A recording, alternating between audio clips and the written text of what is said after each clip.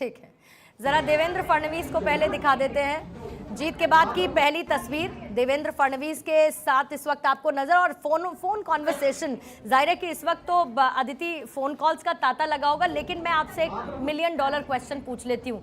सबसे important phone call पहुंचा होगा क्या? जाहिर तौर पे ना सिर्फ पहुंचा होगा, सुबह से मिनट टू मिनट कॉन्वर्सेशन भी होगी। अच्छा, इसमें एक इंपॉर्टेंट कॉल नहीं है, यहाँ पर 2 इंपॉर्टेंट कॉल मिल सकते हैं। यही खबर मैं चाह रही थी कि आप देख कि वो फोन कॉल और कितने फोन कॉल और कितने ऐसा है कि एक नागपुर से भी आता है तो वो तीसरा इंपॉर्टेंट कॉल भी हो सकता है, लेकिन दिल्ली से गए तो 2 इंपॉर्टेंट कॉल होंगे, स्ट्रैटेजी होगी। और देखिए, भारतीय जनता पार्टी के लिए आज बेहद सुखद दिन है, तो 3 महीने में चीजें बदल देना। पर आपने कहा $1 मिलियन क्वेश्चन, उससे पहले आप बोल रही थी, तो अब एकलौता $1 मिलियन सवाल ये है कि कुर्सी पे बैठेगा कौन?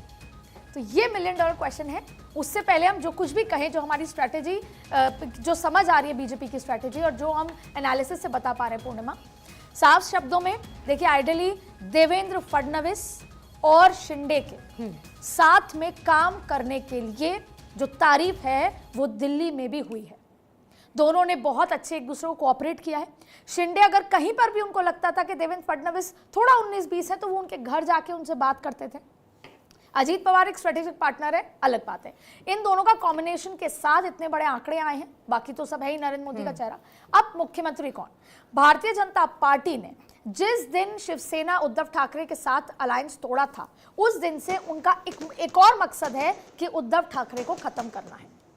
और जहां तक मेरे सोर्स कहते हैं, शिंदे ही अभी मुख्यमंत्री बनेंगे। दावेदारी देवेंद्र फडणवीस की है, लेकिन वजह है इसकी, अगर शिवसेना को, शिंदे को नहीं बनाया मुख्यमंत्री, तो कहीं ना कहीं मनोबल खत्म होगा शिवसेना का, और फिर कहीं ना कहीं दोनों शिवसेनाएं वापस आने के बारे में या तो सोच सकती हैं, या कार्यकर्ता मोबिलाइज हो सकते हैं। तो पूरी तरीके से ये 20-21 सीटों को भी खत्म करना है अगर उद्धव ठाकरे की, तो भारतीय जनता पार्टी की रणनीति होगी, ऐसा मुझे लगता है बीजेपी कवर करने के तहत, कि एक बार अभी शिंदे को ही मुख्यमंत्री बनाया जाएगा। हो सकता है 2.5 साल बाद देवेंद्र फडणवीस बन जाए, लेकिन एक बार ये मैसेज दिया जाएगा शिव सैनिकों को, मराठा वोटर्स को, महाराष्ट्र की जनता को, कि अभी भी हम सत्ता के कुर्सी के लिए हमारी चाहत नहीं है।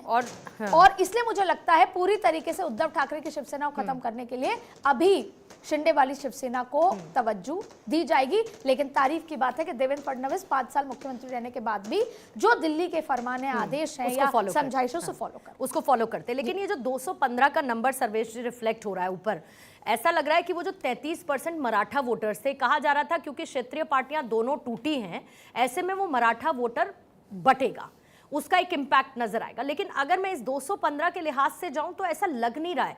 दूसरी तरफ हरियाणा में एक स्ट्रैटेजी थी, Jat versus non Jat voters, यहां पर मराठा वोटर्स वर्सेस ऑल, इस तरीके की स्थिति। लेकिन 215 क्या ये रिफ्लेक्ट करता है कि बाकी सारे के सारे वोटर्स लामबंद हो गए? ए। बी, मुंबई में 36 में से 26 सीटें बीजेपी जीत की तरफ बढ़ रही है। सी, विदर्भ आधे से ज्यादा सीटों पर बीजेपी बड़े मार्जिन के साथ इस वक्त लीड कर रही है। तो इसको सुनामी बेस्ट स्ट्रैटेजी बीजेपी की और महायुति का जो आपस में कॉम्बिनेशन था, कितना परफेक्टली जीत के तौर पर आ सकता है, उससे बढ़िया एग्जाम्पल फिलहाल हो नहीं सकता महाराष्ट्र। पूर्णिमा जी, आपने सही कहा। देखिए, बीजेपी जो है 2024 में महाराष्ट्र का जो ये इलेक्शन है, अगर ये रुझान जो अगर नतीजों में तब्दील होते हैं तो ये बेस्ट परफॉर्मेंस है। 2014 में बीजेपी 122 सीटें जीती थी, अभी 126 पे, मैं इलेक्शन कमीशन की वेबसाइट को कंटिन्यूअसली वॉच कर रहा हूं, 126 पे आगे।